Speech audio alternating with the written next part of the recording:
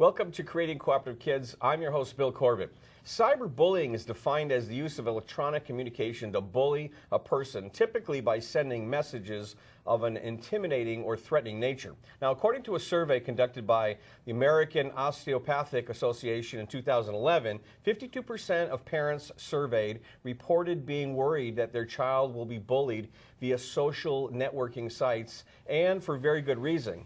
Now according to the Pew Internet Research Center, 95% of social media using teens who have witnessed cruel behavior on social networking sites say they have witnessed it happening while others ignored the mean behavior.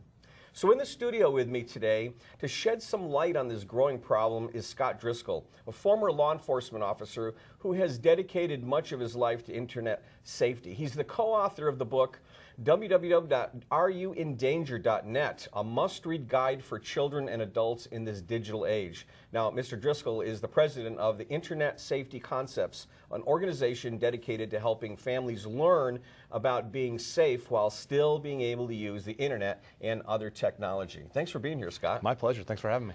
I attended one of your sessions. It was probably almost a year ago, Exactly. And that's where I saw you speak, and you did a fantastic job to the parents. And I'm not sure if you remember, I came up afterwards with all the other parents who had questions, and I said, you got to come on my show. And we've been trying since then to make it happen, so I'm glad I'm here. This is information we really need to get out to a lot of families. So we're going to do the whole show today with you, and I want to start off with cyberbullying. Okay. Now, in the startup, I revealed what cyberbullying really is, but I want to talk a little bit more about how you've got involved in it and things that you do to kind of keep your finger on the pulse of what's going on. Well, when I do my presentations and I talk to kids about cyberbullying and today's technology, one of the biggest things I do is listen to the kids. They share their concerns with me. They talk to me after the presentations, during or before, and say, we're having problems with this app, with this program. And I always tell them, teach me, what are the problems that you're having? And a lot of it is the mean behavior. A lot of it is they don't know who to turn to. They're being mistreated and they're not sure which game plan or what's the reaction they should have. Some of them, they have a knee-jerk reaction and they say, I've got to defend myself, I've got to do this, I've got to protect who I am. Other ones just kind of think it'll go away, and sometimes because of the way cyber technology works, it doesn't go away.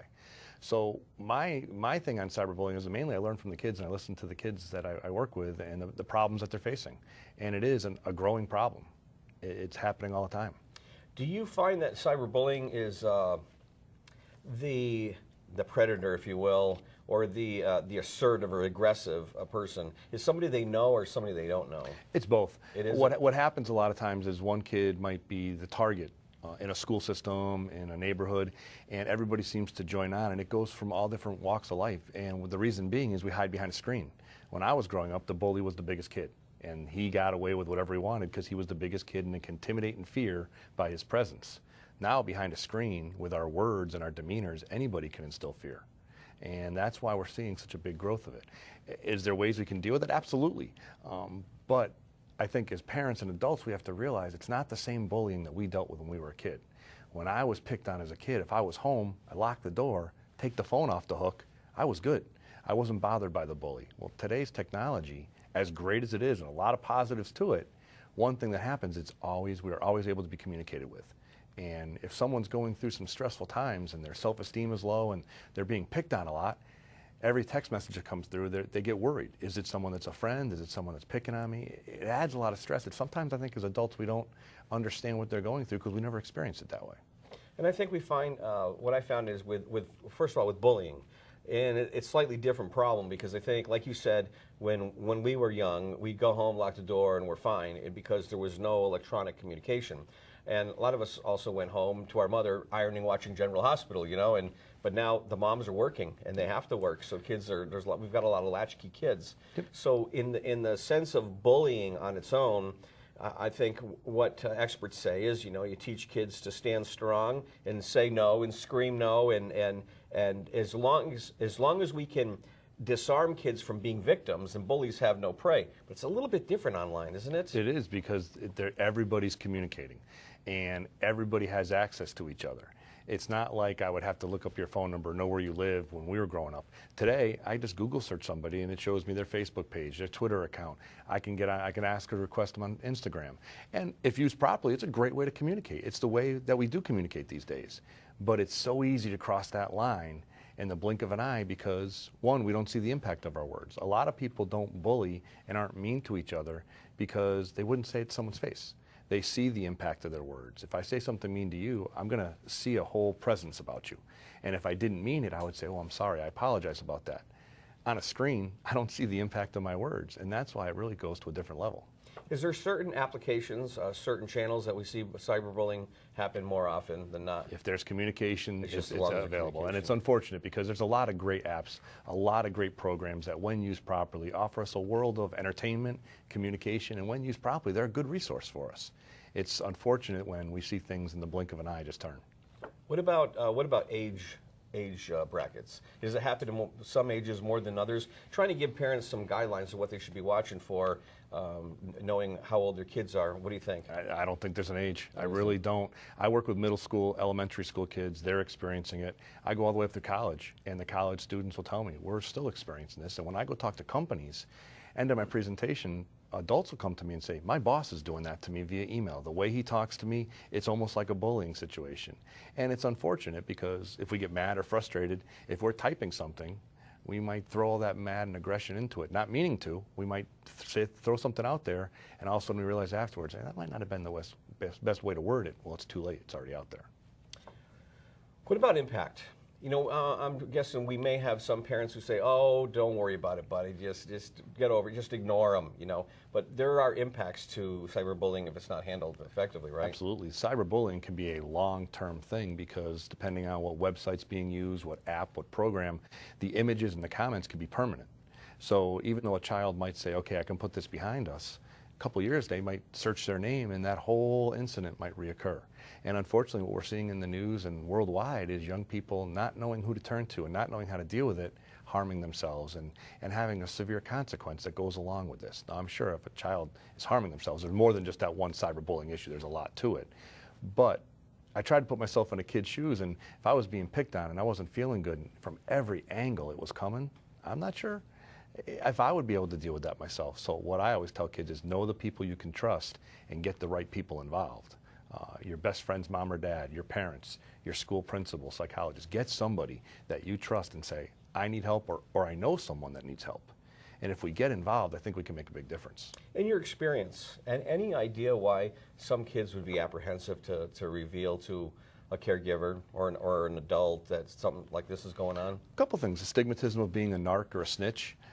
Kids are developing who they are, and they're trying to figure out what they want to be and who their friends are. So if someone tells on someone, they have that stigmatism of, you might be a tattletale. I think it's completely wrong. If you tell an adult, I think someone might need help, you're a hero. You're actually helping someone that might need that extra support, that extra push. And I think getting involved is a good thing. I think it's a challenge for kids because maybe they're using an app where their parents said, hey, you can't use that. And now they become a victim.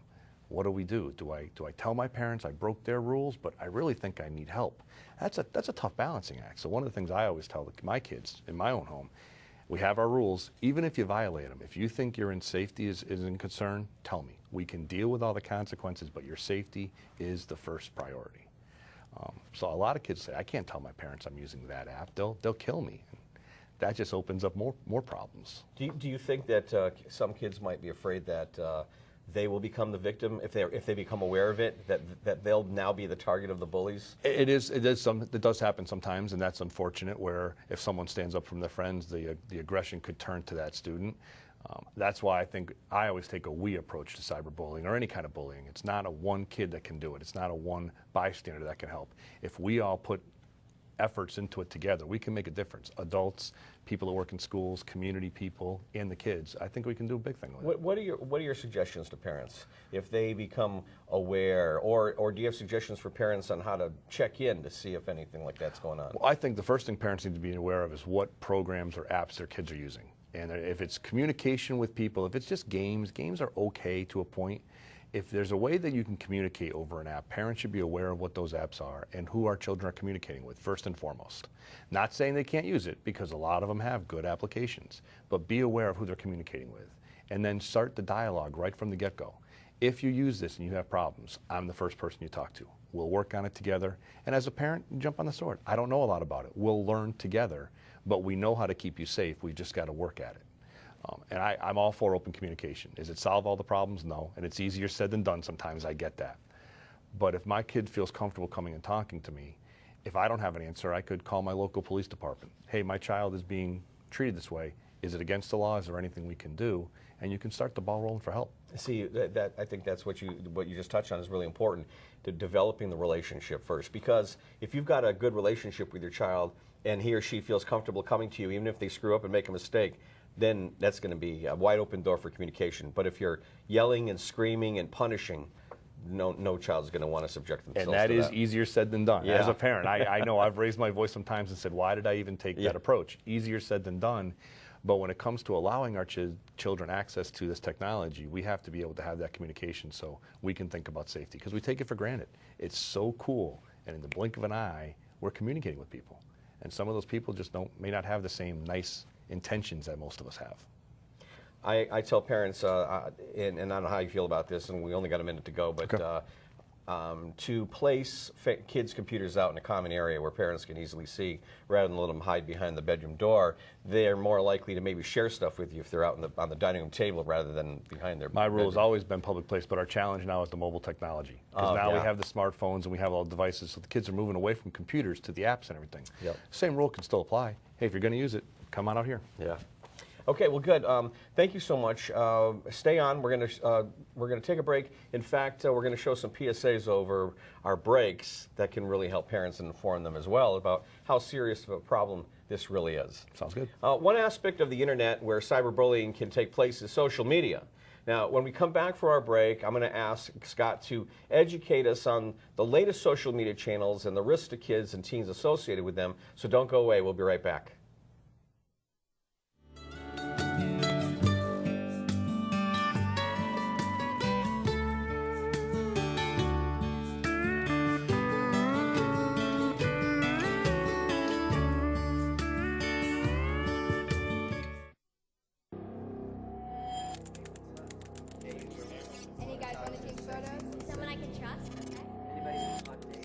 Rose to cowboy.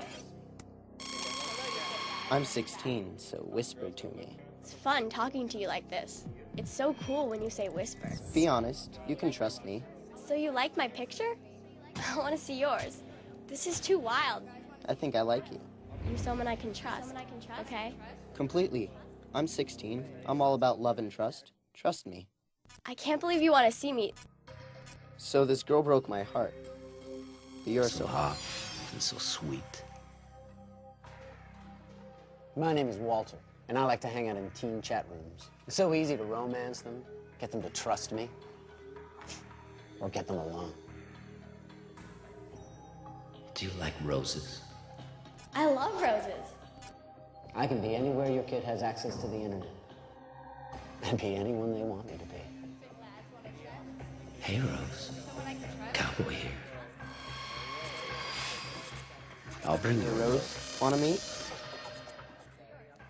Think about girls? All the time. Parents, you should really talk to your kids about internet safety. But hey, if you're too busy, that's not a problem. I'm always available.